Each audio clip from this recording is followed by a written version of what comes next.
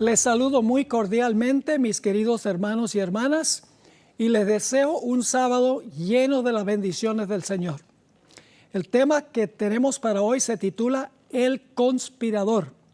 Pero antes de estudiar, pidamos la bendición de Dios. Oremos. Padre, pedimos la presencia de tu Santo Espíritu al abrir tu santo libro. Enséñanos las lecciones que pueden ser útiles para nuestro diario caminar con Jesús. Te lo imploramos en su nombre. Amén. Al contemplar el mundo con ojos enrojecidos por el insomnio, todo parece estar fuera de control y en proceso de desintegración. Guerras, rumores de guerras, la desintegración del núcleo familiar, la confusión de géneros, los desamparados que duermen en las calles, el aumento de los matrimonios gay, la inflación galopante, las pandemias, los tumultos, el racismo, las inundaciones, las sequías, las hambres, los tornados, los terremotos, los huracanes, los incendios, las riñas políticas, los magnicidios, los hurtos, los tiroteos en masa, los suicidios y la drogadicción predominan en la sociedad mundial. Todo parece estar en una situación caótica. Según parece, los demonios del abismo están en control de lo que está ocurriendo. Pero la pregunta es, ¿lo están en realidad? ¿Cómo podemos nosotros explicar lo que está ocurriendo en el presente en nuestro planeta? La respuesta es muy sencilla. Después que Jesús le ganó la victoria contundente a Satanás en la cruz del Calvario, el maligno se llenó de una ira vitriólica en contra del Señor Jesús y de la raza humana. Era como un guerrero mal herido. Ahora, los habitantes del cielo podían regocijarse porque el acusador de los hermanos había sido echado fuera como gobernante y representante del planeta Tierra. Pero por el otro lado, la tierra no podía regocijarse porque Satanás descendió con gran ira sabiendo que le quedaba poco tiempo.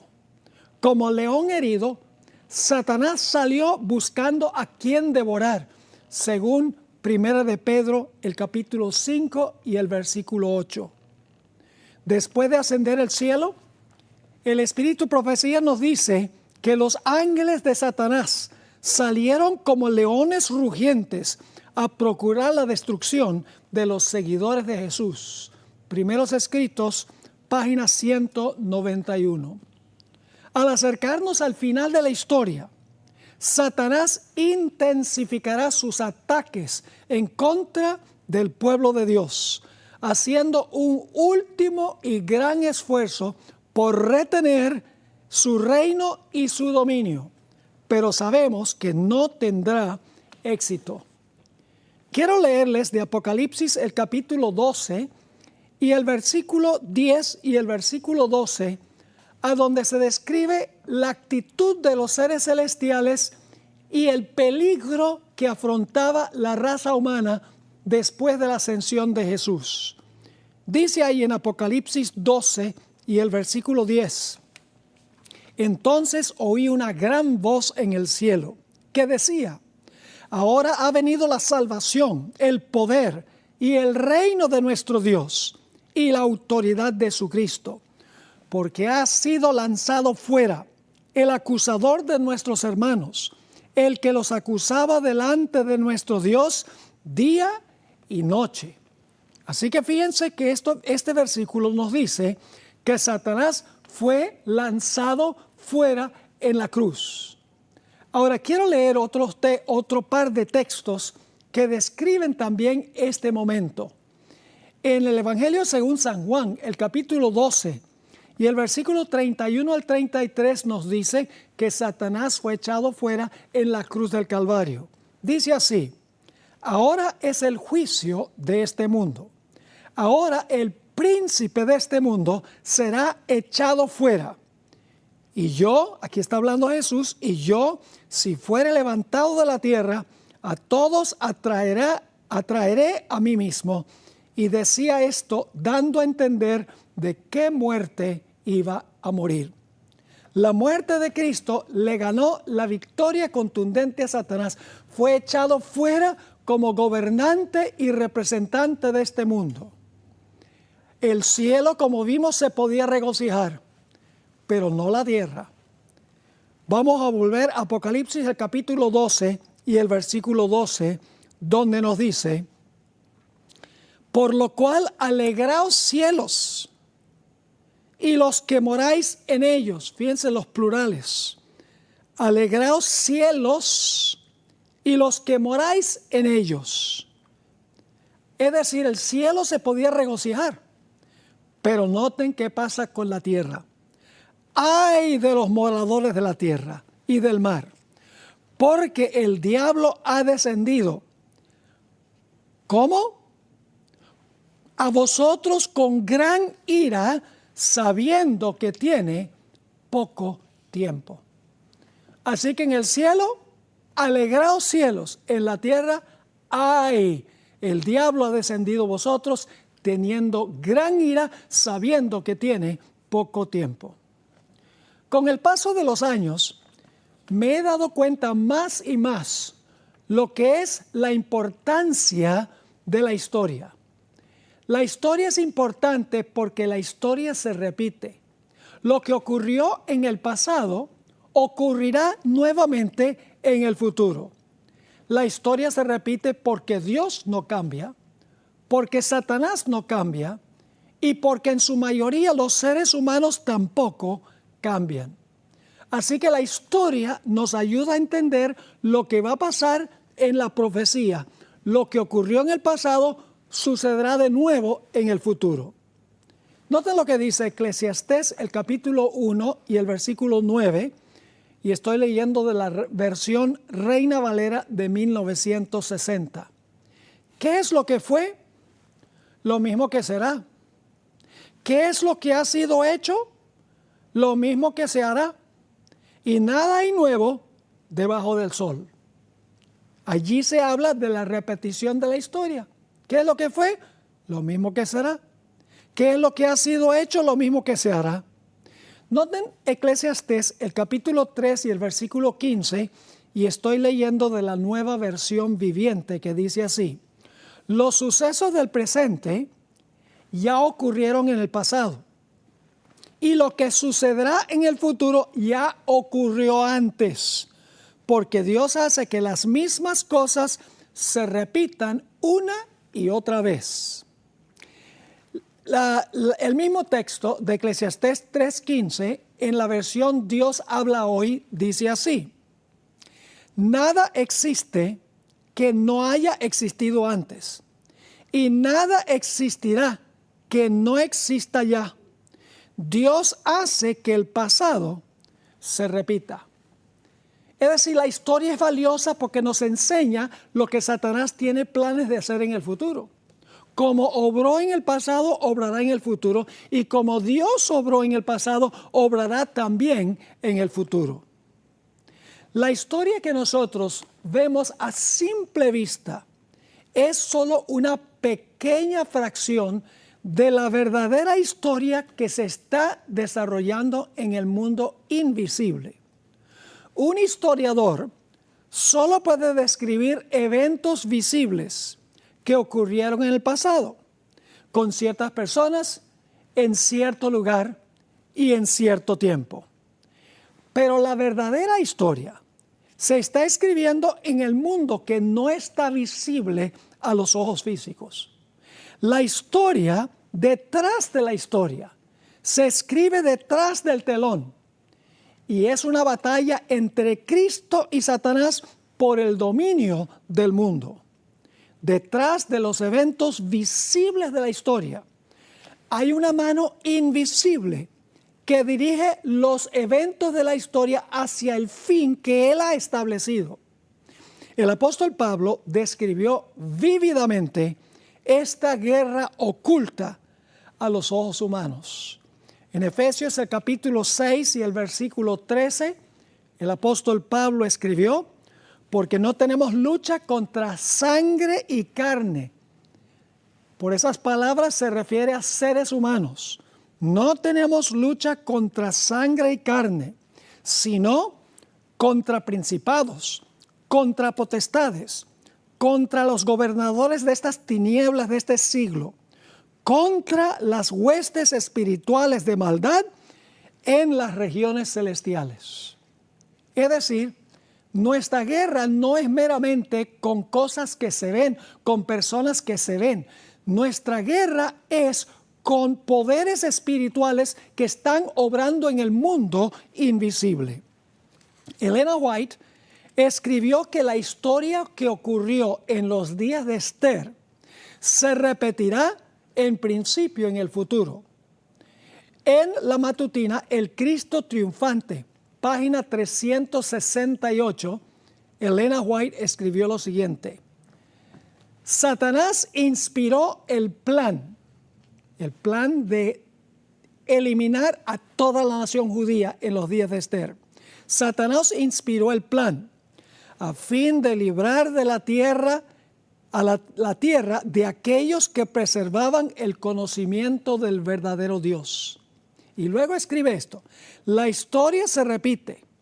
La misma mente magistral que maquinó contra los fieles en siglos pasados obra ahora a fin de controlar a las iglesias caídas, para que por medio de ellas Él pueda condenar y ejecutar sentencia de muerte sobre aquellos que no adoren el sábado idólatra. Pero aunque así parezca, no libramos una lucha con seres mortales. No guerreamos contra sangre y carne, sino contra principados, contra poderes, contra gobernadores de las tinieblas de este mundo, contra espíritus impíos en las regiones celestiales. Es decir, nosotros estamos guerreando contra poderes invisibles a los ojos humanos. Ahí es que se libra la verdadera guerra, la verdadera batalla. Ahí es que se está escribiendo la historia detrás de la historia, por así decirlo. Ahora, la pregunta clave es esta: ¿cómo podemos nosotros resistir y vencer a un enemigo que es invisible a nuestros ojos? La buena nueva, mis hermanos y hermanas, es que Dios ha provisto un medio por el cual los fieles pueden discernir la batalla que se libra en el mundo invisible, que no está patente a los ojos físicos. La Biblia, y solo la Biblia, corre el velo y describe con absoluta confiabilidad la historia que transpira detrás de la historia.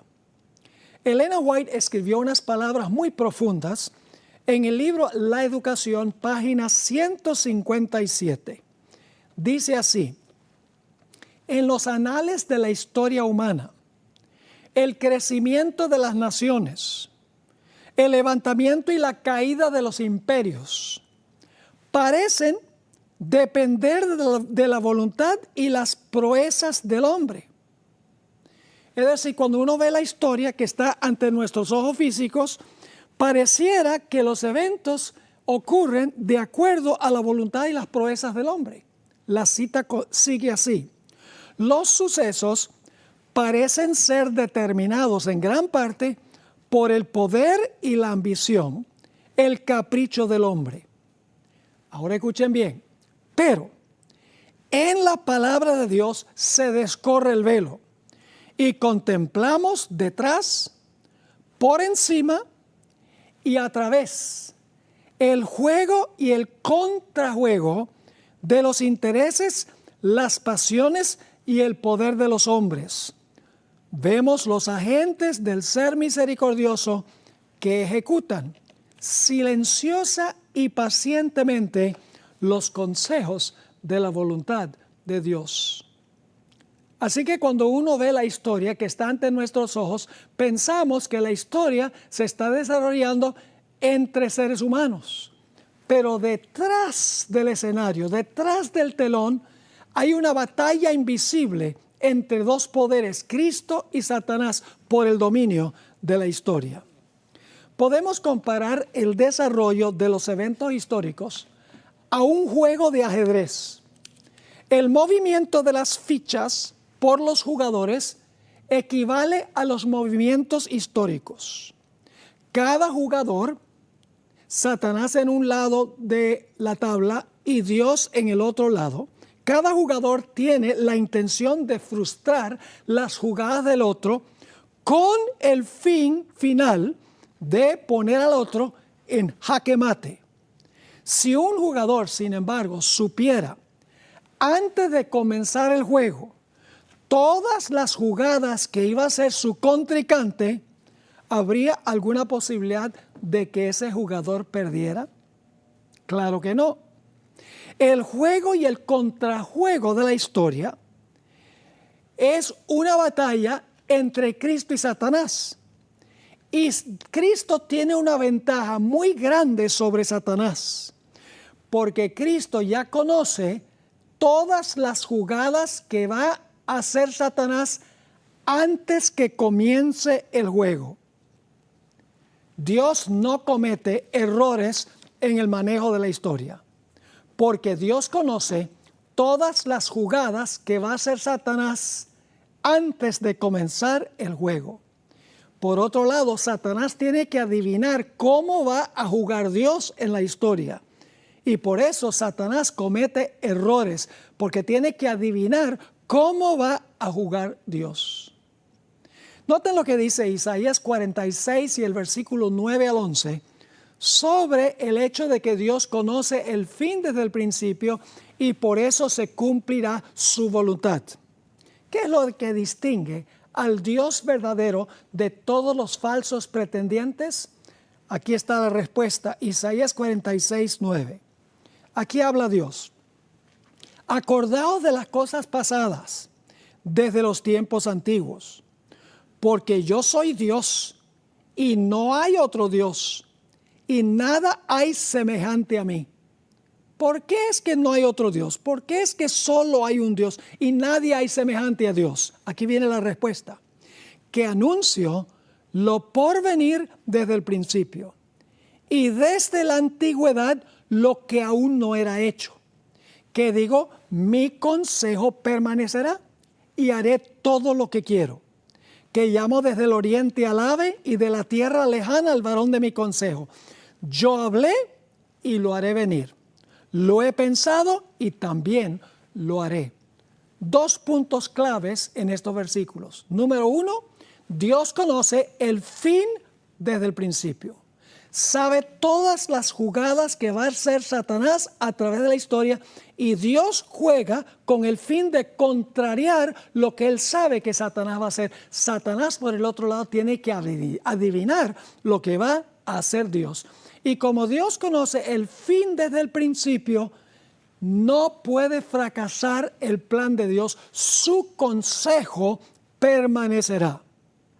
Ahora vamos a dar varios ejemplos de la historia que se escribe detrás de la historia y cómo esa historia invisible impacta los eventos de la historia que se ve. En cierta ocasión, Acab, el rey de las 10 tribus del norte, el rey de Israel, se reunió en Samaria con Josafat, el rey de Judá o de las 2 tribus del sur. Acab aprovechó la ocasión para decirle a Josafat, oye, ¿por qué no unimos nuestros ejércitos y vamos a pelear contra nuestro enemigo común, los sirios? Bueno, Josafat le pareció buena idea, pero le dijo a Acab, oye, ¿no sería bueno consultar a Dios para saber si es la voluntad de Dios que vayamos nosotros a la guerra juntos contra los sirios? A esto dijo Acab, no te preocupes, yo tengo 400 profetas disponibles para decirnos si debemos ir a la guerra o no. Al llamar a Acab a los profetas, el rey les preguntó si era la voluntad de Dios que ellos fueran a guerrear contra los sirios. Los 400 profetas, que siempre le decían al rey lo que el rey quería oír, Le aseguraron que si iba a la guerra contra los sirios, iba a ganar una victoria contundente.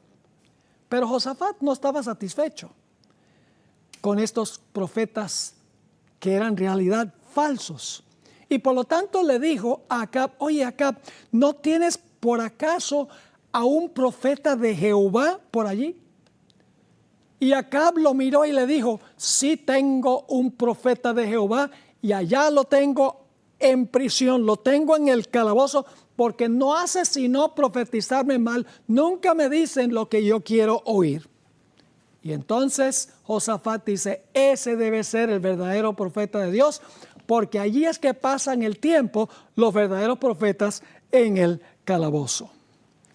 Y ahora entonces viene de el calabozo Micaías, el profeta Micaías, que era el profeta genuino de Jehová. Y el rey Acab le hizo la misma pregunta que le había hecho a los otros profetas: ¿debemos ir a la guerra o no?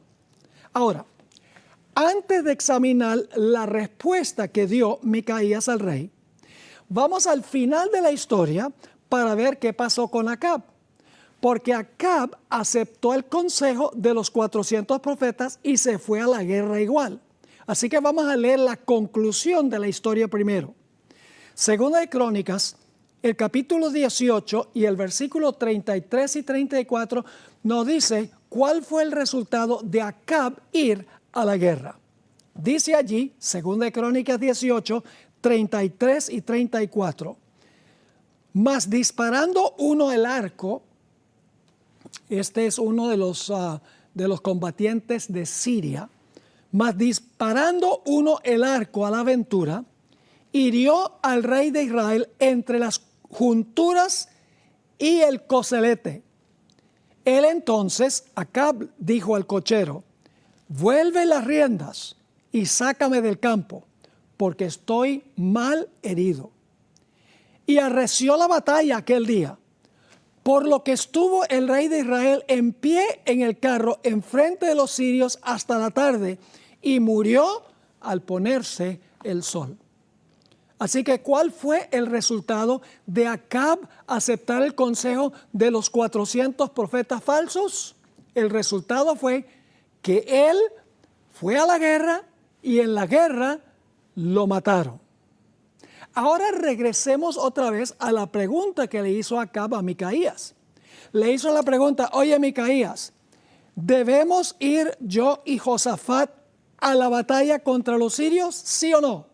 Los falsos profetas dijeron sí, van a ganar una victoria contundente. Ahora vamos a terminar de leer el relato que se encuentra en 2 Crónicas 18 y el versículo 18 hasta el versículo 22. Ya había sido determinada la muerte de Acab en un concilio celestial antes que Acab fuera a la guerra. Es la historia que se escribe detrás de la historia. Noten lo que dice 2 Crónicas 18 y el versículo 18. Aquí está hablando Micaías, el verdadero profeta que salió del calabozo. Entonces él dijo: oíd pues palabra de Jehová. Yo he visto a Jehová sentado en su trono, y todo el ejército de los cielos estaba a su mano derecha y a su izquierda. Y Jehová preguntó: ¿quién inducirá a Acab, rey de Israel, para que suba y caiga en Ramot de Galaad? En otras palabras, ¿quién de aquí en el concilio celestial está dispuesto de ir a decirle a Acab que vaya a la guerra para que en la guerra lo maten? ¡Ja! Dice, y uno decía así y otro decía de otra manera. Parece que nadie quería hacerlo. Entonces dice en el versículo 20, salió un espíritu que se puso delante de Jehová y dijo: yo lo induciré. Este espíritu dice: no hay problema, yo voy y convenzo a Acab de que él le diga a Acab que vaya a la guerra, que va a ganar una victoria en la guerra contra los sirios. Y entonces ahora Dios le pregunta a este espíritu que ofreció inducir a Acab a ir a la guerra, Y Jehová le dijo, ¿de qué modo? ¿Cómo lo vas a inducir? Y él dijo, saldré y seré espíritu de mentira en la boca de todos sus profetas. En otras palabras, de los 400 profetas. Este espíritu dice, yo lo hago. Y yo lo hago poniendo espíritu de mentira en la boca de los profetas que le digan a Acab que vaya a la batalla para que muera allá. Ahora yo pregunto, ¿este espíritu era un ángel bueno? No puede haber sido un ángel bueno.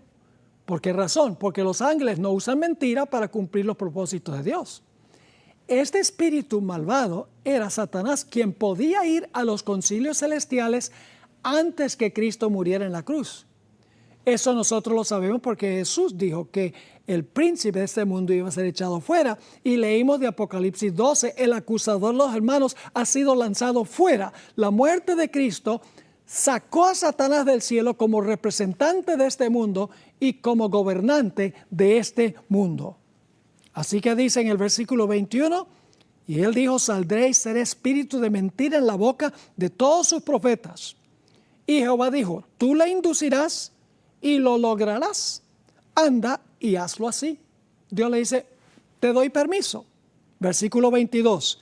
Y ahora he aquí que Jehová ha puesto espíritu de mentira en la boca de estos tus profetas. Ahora escuchen bien, no es que Dios pone la mentira en la boca de los profetas, sino que Dios permite que Satanás obre sobre los falsos profetas para que ellos induzcan a Acab a salir a la guerra. Así que dice, y ahora he aquí Jehová ha puesto espíritu de mentira en la boca de estos tus profetas, pues Jehová ha hablado mal contra ti. Es decir, la decisión ya se había tomado en el concilio celestial.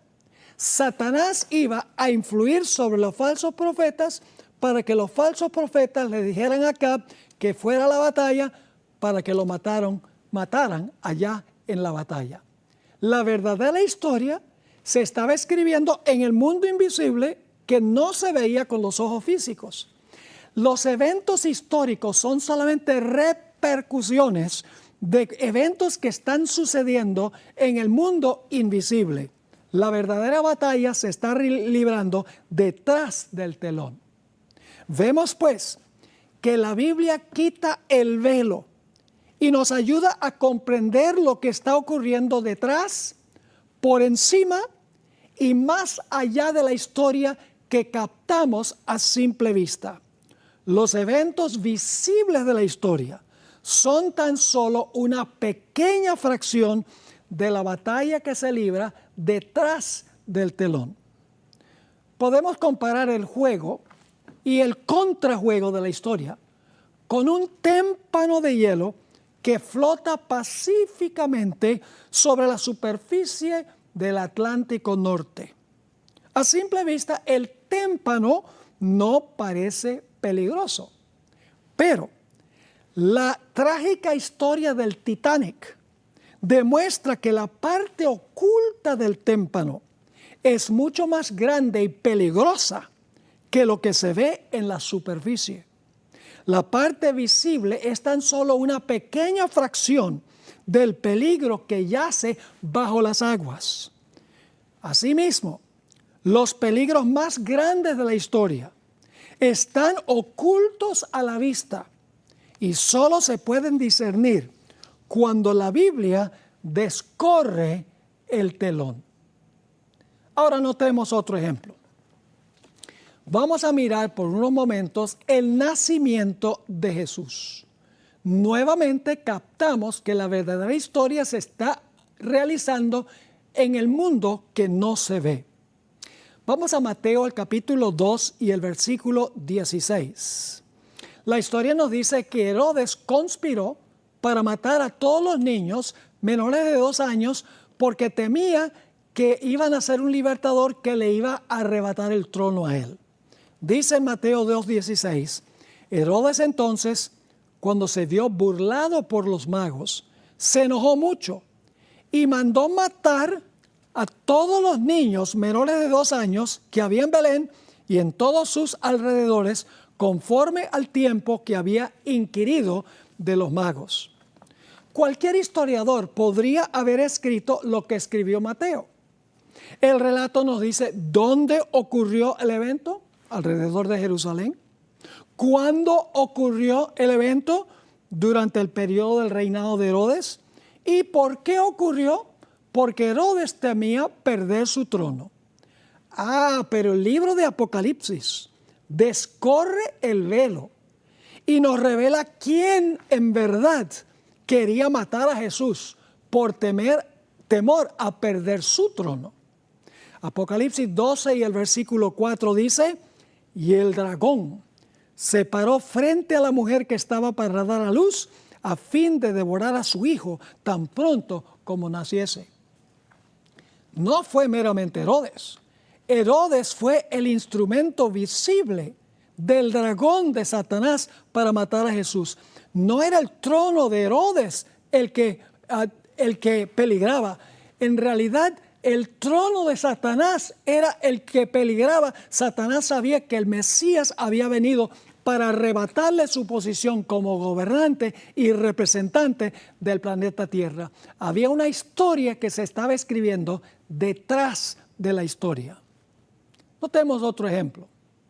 Los historiadores nos dicen que los emperadores romanos perseguían, torturaban y encarcelaban a los cristianos.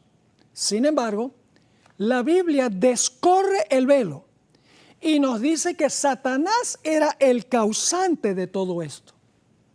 Dios animó a la iglesia de Esmirna, que es la iglesia de las persecuciones del Imperio Romano contra los cristianos.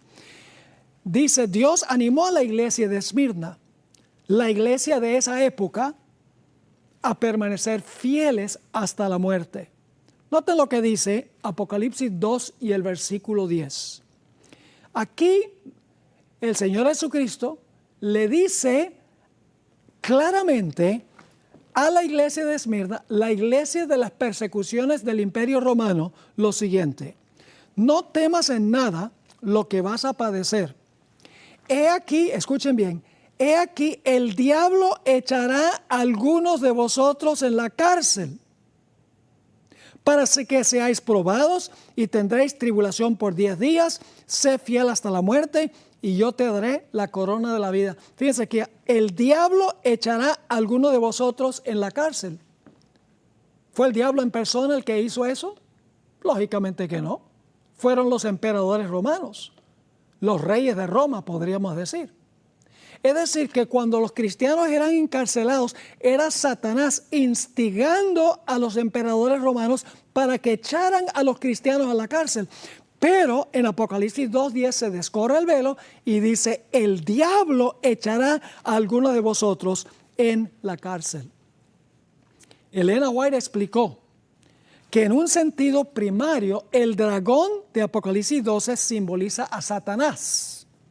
Pero en un sentido secundario, representa al Imperio Romano, específicamente a los emperadores del Imperio Romano, que Satanás usaba para perseguir y matar a los cristianos.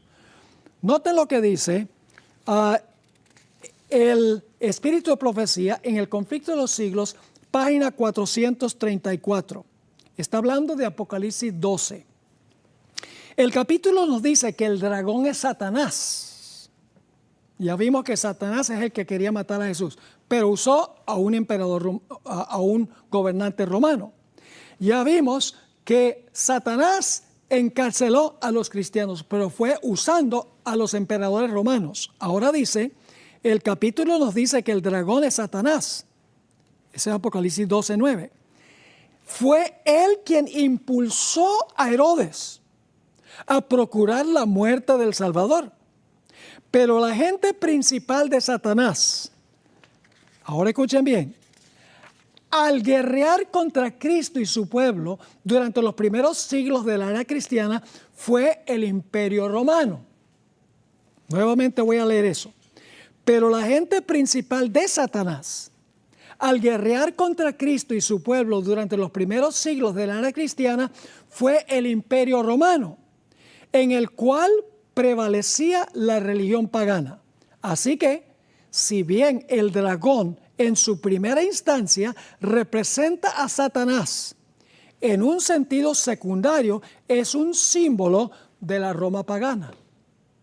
Es decir, el dragón visible es el Imperio Romano. El dragón invisible a los ojos humanos es Satanás. En el Conflicto de los Siglos, página 52, Elena White escribió: en el siglo VI, el papado concluyó por afirmarse. El asiento de su poder quedó definitivamente fijado en la ciudad imperial, cuyo obispo fue proclamado cabeza de toda la iglesia. Es decir, ahora el papado en el siglo VI comienza a gobernar. Pero ¿de dónde vino su autoridad para gobernar?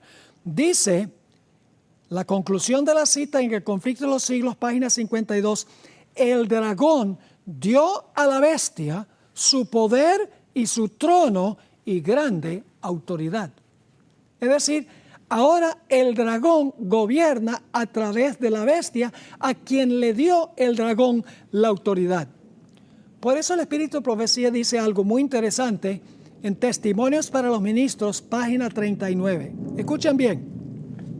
Reyes, príncipes y gobernantes. Nuevamente, reyes, príncipes y gobernantes han colocado sobre sí mismos el rótulo del anticristo y son representados por el dragón, que va a hacer guerra contra los santos, los que guardan los mandamientos de Dios y tienen la fe de Jesús. Fíjense que la hermana White aquí está diciendo que reyes, príncipes y gobernantes son representados por el dragón.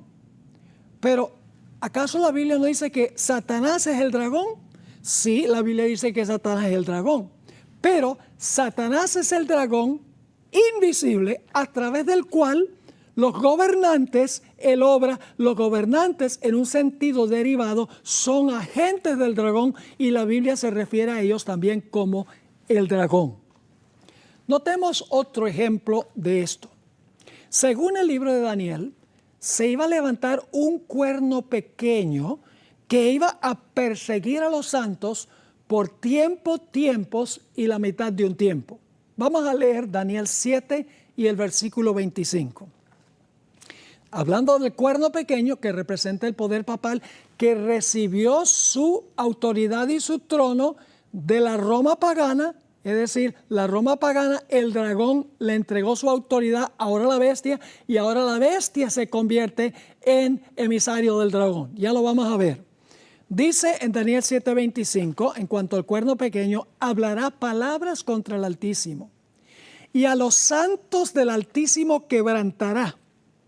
Y pensará en cambiar los tiempos y la ley, y serán entregados en su mano hasta tiempo y tiempos y medio tiempo. Así que fíjense que el cuerno pequeño iba a perseguir a los fieles de Dios por tiempos y la mitad de un tiempo.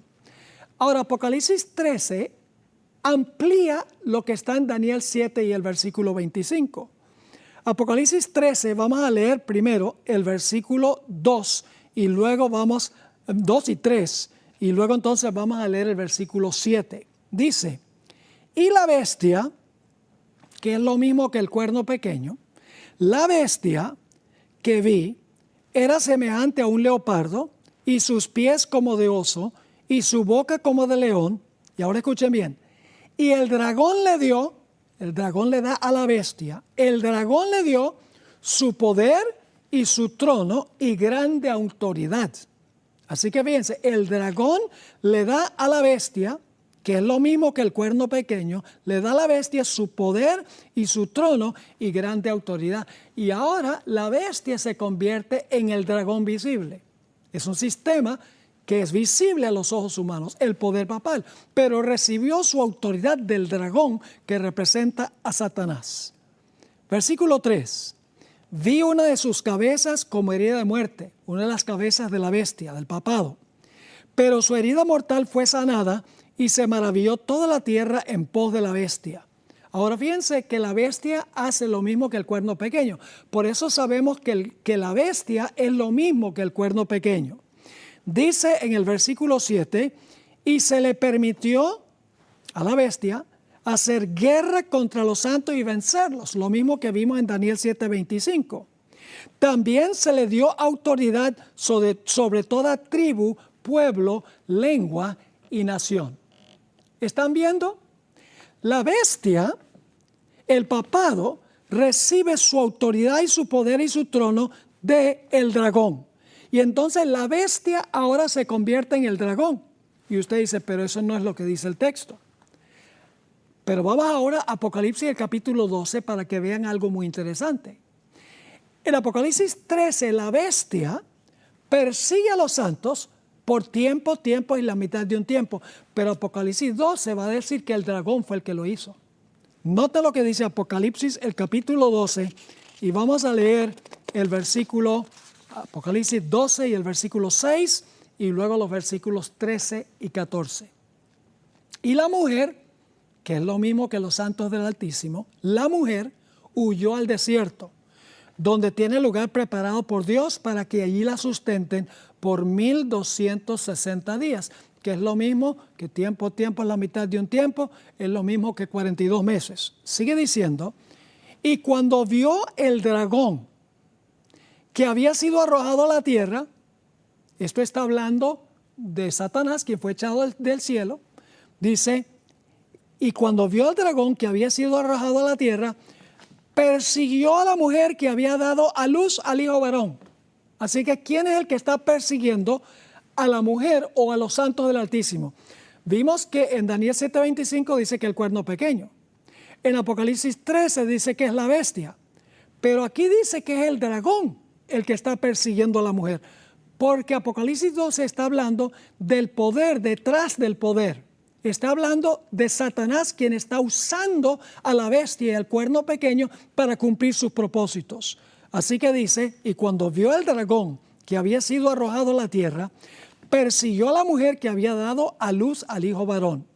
Y se le dieron a la mujer las dos alas de la gran águila para que volase de delante de la serpiente al desierto, a su lugar, ahora fíjense, el mismo periodo del cuerno pequeño, al desierto, a su lugar, donde es sustentada por un tiempo y tiempos y la mitad de un tiempo. ¿Podríamos entonces decir que la bestia es el dragón visible? ¿Cómo no? Asimismo, como podemos decir que el imperio romano era el dragón visible. Pero Satanás usó al imperio romano. Satanás, el líder invisible, usó al imperio romano, el poder visible. De la misma manera, Satanás usó a la bestia o al cuerno pequeño para cumplir sus propósitos. El dragón es Satanás invisible.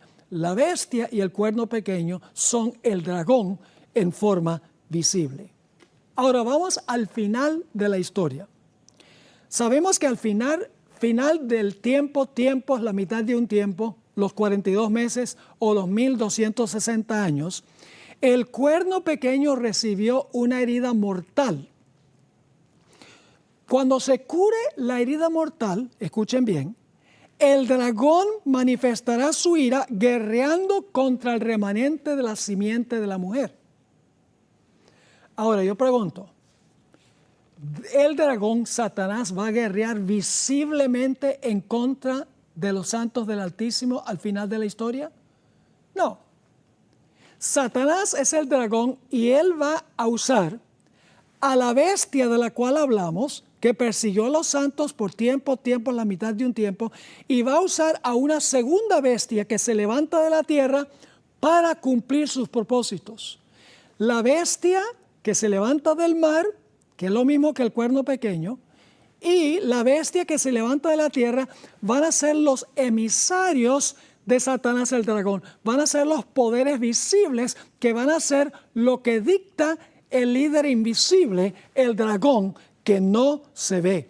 Y vuelvo a repetir otra vez esa cita del Espíritu Profecía, donde la hermana White explicó que reyes, príncipes y gobernantes han colocado sobre sí mismos el rótulo del anticristo y son representados por el dragón, que va a hacer guerra contra los santos, los que guardan los mandamientos de Dios y tienen la fe de Jesús. es decir, reyes, príncipes y gobernantes, son representados por el dragón. El dragón invisible es Satanás, mientras que el dragón visible son estos poderes, los reyes, los príncipes y los gobernantes. Noten Apocalipsis 12 y el versículo 17. Esto es después de los 1260 años. Entonces el dragón se llenó de ira contra la mujer y se fue a hacer guerra contra el resto de la descendencia de ella, los que guardan los mandamientos de Dios y tienen el testimonio de Jesucristo. ¿Quién es el que va a guerrear finalmente contra el remanente de la simiente de la mujer? En realidad el que va a guerrear, dice aquí, es el dragón que se llenó de ira. Pero el dragón, Satanás, no lo hace directa y personalmente. Él es el que está manejando todo en el mundo invisible. Pero en el mundo visible, Satanás va a usar la bestia del mar, cuya herida es sanada por la segunda bestia de la tierra. Esos van a ser los instrumentos del dragón. Ojalá estén entendiendo lo que estamos diciendo. Noten Apocalipsis 13 y el versículo 3 y 4. Vi una de sus cabezas como herida de muerte, pero su herida mortal fue sanada y se maravilló toda la tierra en pos de la bestia. Y ahora escuchen, y adoraron al dragón que había dado autoridad a la bestia. Y adoraron a la bestia. Es decir, están adorando a Satanás y están adorando también a la bestia o el poder papal. Adoraron al dragón que había dado autoridad a la bestia y adoraron a la bestia diciendo, ¿quién como la bestia y quién podrá guerrear contra ella? Ahora, vamos a Apocalipsis 13 y el versículo 11 para que ustedes vean que Satanás, el dragón, al final de la historia va a manifestar su poder a través de un poder civil. Apocalipsis 13 y el versículo 11. Después vi otra bestia que subía de la tierra y tenía dos cuernos semejantes a los de un cordero, pero hablaba como un ¿qué? Hablaba como un dragón. ¿Qué representa esta bestia que se levanta de la tierra? Representa a los Estados Unidos. Así que fíjese que dice que los Estados Unidos va a hablar como un dragón. Es decir, va a ser el dragón en forma visible porque va a hablar como portavoz del dragón. Pero el verdadero dragón es el que se encuentra en el mundo invisible. Ahora vamos a un último punto en nuestro estudio de hoy. Vayan conmigo a Apocalipsis 16 y el versículo 13 y 14. Apocalipsis 16, 13 y 14. Fíjense, se mencionan los tres poderes que van a guerrear contra el pueblo de Dios. Y vi salir de la boca del dragón, y de la boca de la bestia, y de la boca del falso profeta. Fíjense, tres: dragón, bestia, falso profeta. Tres espíritus inmundos a manera de ranas, pues son espíritus de demonios, que hacen señales y van a los reyes de la tierra y de todo el mundo para reunirlos a la batalla de aquel gran día del Dios Todopoderoso. ¿Cuáles son los poderes que van a guerrear contra Dios y contra el pueblo de Dios? Dice el dragón, la bestia y el falso profeta, que es lo mismo que la bestia que se levanta de la tierra. Ahora, aquí viene algo interesante. Cuando uno llega a Apocalipsis al capítulo 19 y el versículo, Apocalipsis 19 y el versículo 19 y 20, nuevamente se mencionan los tres poderes, pero uno de los poderes se designa de una forma distinta. Nota lo que dice Apocalipsis 19 y el versículo 19 y 20.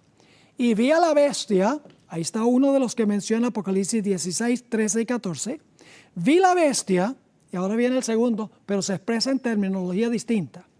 Y los reyes de la tierra y sus ejércitos, reunidos para guerrear contra el que montaba el caballo y contra su ejército. Y la bestia fue apresada y con ella el falso profeta. Ahora fíjense, hay tres poderes que se mencionan. Primero, la bestia. Luego dice reyes de la tierra y luego habla del falso profeta. Fíjense que en vez del dragón, habla de los reyes de la tierra. Es decir, los reyes de la tierra son representados por el dragón. El dragón es el poder invisible y los reyes de la tierra son el dragón en forma visible.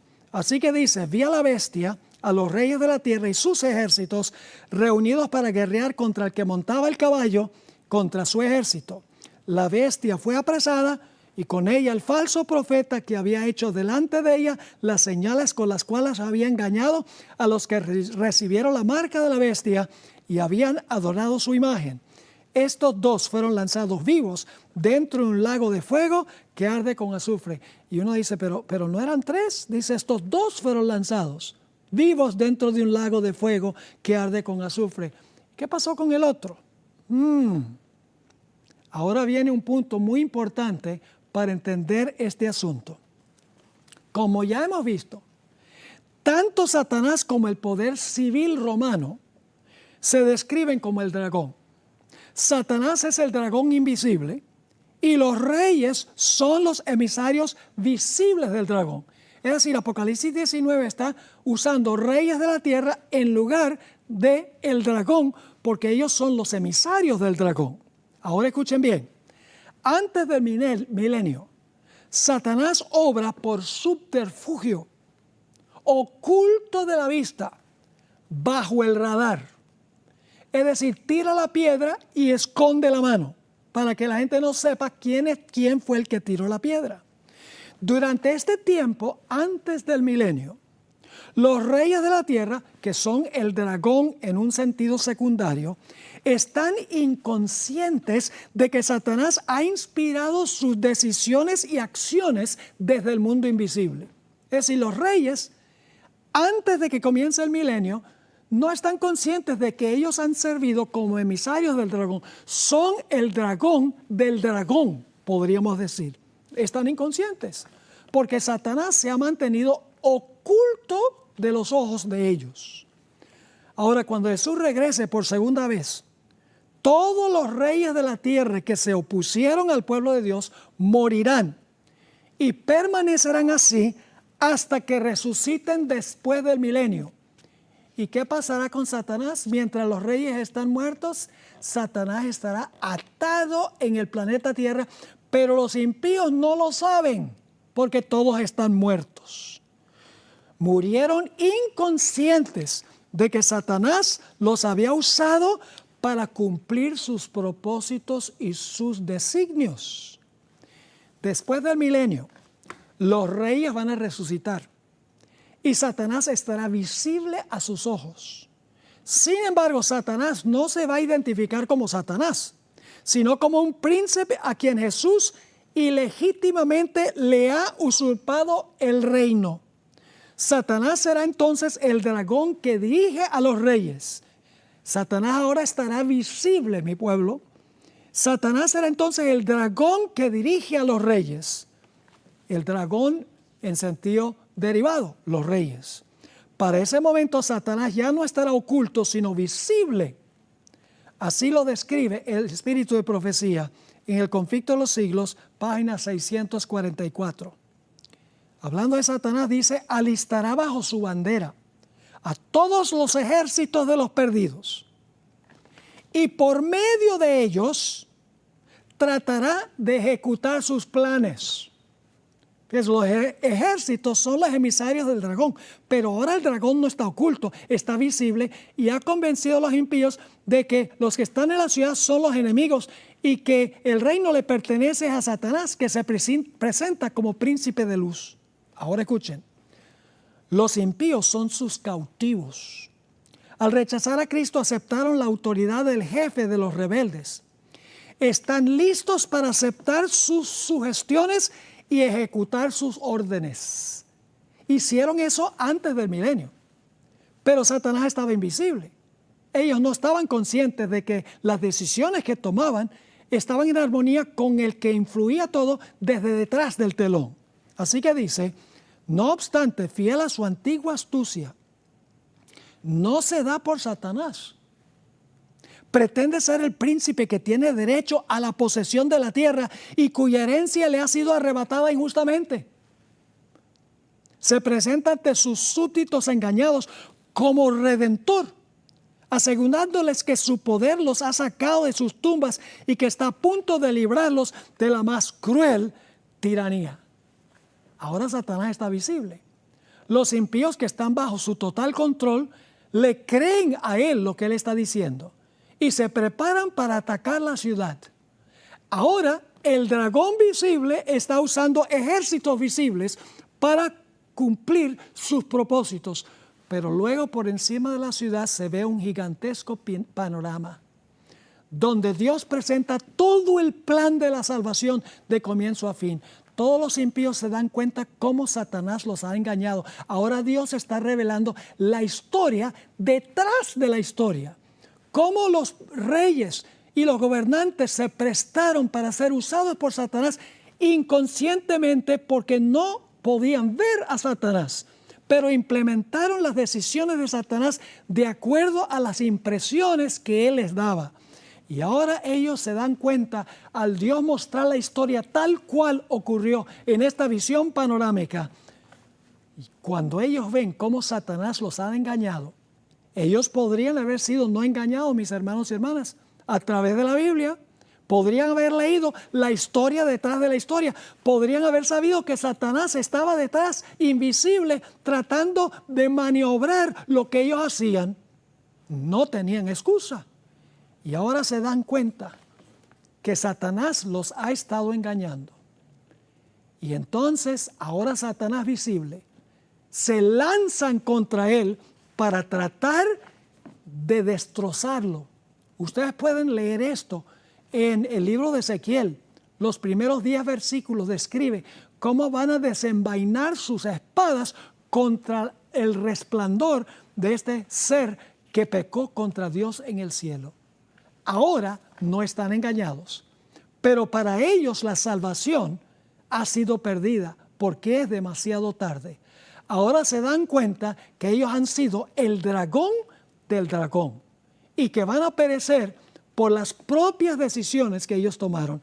Y por eso es que los gobernantes de hoy en día necesitan saber que hay un poder detrás del telón que está tratando de manipularlos para que ellos impongan lo que es contrario a la Sagrada Escritura. Mis hermanos y hermanas, nosotros tenemos una batalla con el mundo invisible. Si nosotros recordáramos que cuando Satanás viene con tentaciones, el Señor Jesucristo está allí para decir, no siga las insinuaciones de ese dragón invisible, siga el consejo mío. Si en ese momento que llegara la tentación, nosotros supiéramos que hay una guerra en el mundo invisible, sería mucho más fácil para nosotros tomar decisiones apropiadas y correctas. Y es mi oración que al terminar este estudio, cada uno de nosotros escojamos servir a Dios, no seguir las insinuaciones de Satanás, sino seguir un escrito está, como se encuentra en la palabra de Dios.